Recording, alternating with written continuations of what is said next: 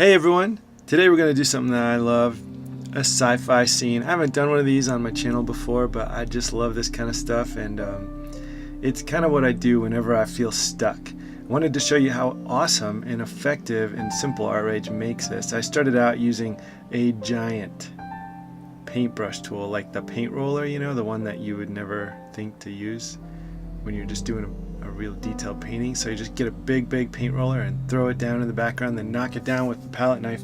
And then now I'm just using a preset for the bristle brush, one of the pre-mades that Artrage has, and trying to make a lot of angular marks, because I know that the background is going to be kind of messy and gritty and texturized, and I want to have some angular structural marks for the spaceship as a contrast.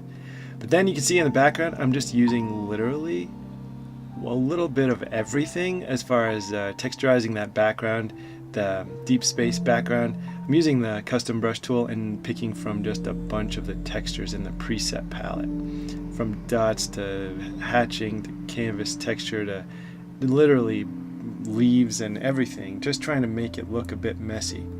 Then I'm going to grab the oil painting brush and just do some more work with that oil brush. This is a pretty standard settings. I just thinned it out a little bit more and made it a little more bristly than is normal, kind of right out of the gate.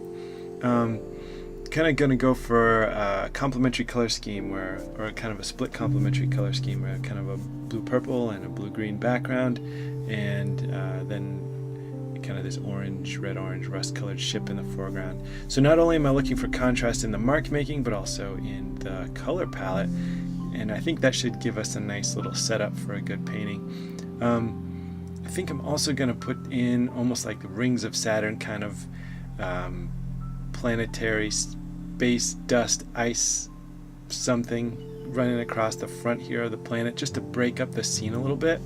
And I'm going to kind of have to figure out what tool to use to do that. But I also want to make sure that the bottom of this planet here is kind of shaded in a little bit, give it a teeny bit more contrast. I do want to focus not so much on, you know, a lot of real contrasty values in the background. I want it to feel very atmospheric.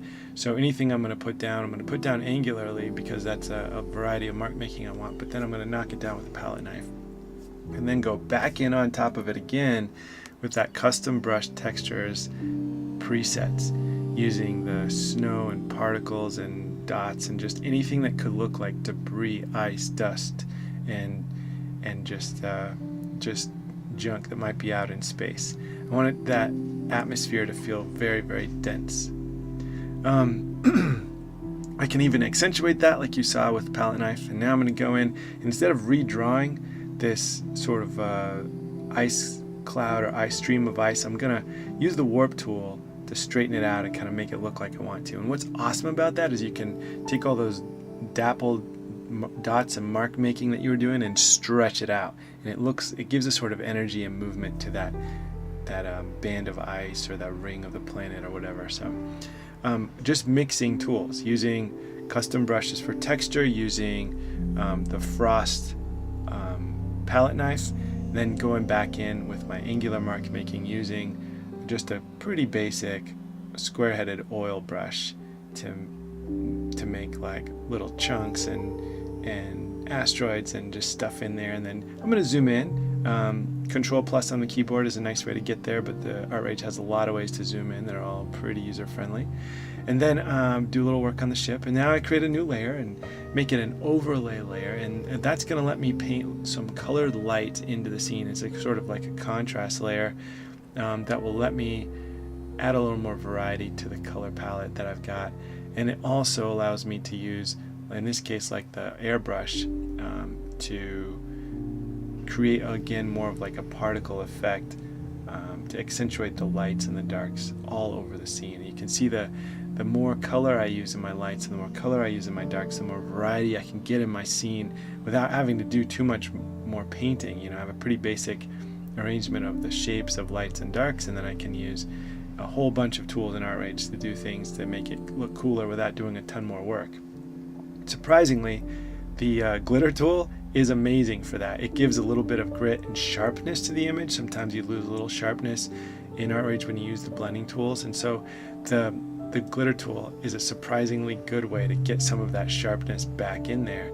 And I'm using colored glitter and then just big swaths of the glue pen, and on a separate layer that I can tone down the opacity as I want to just add even more kind of like macro sized debris to the scene. And then use a palette knife to knock down some of the glitter because it gets a little overwhelming.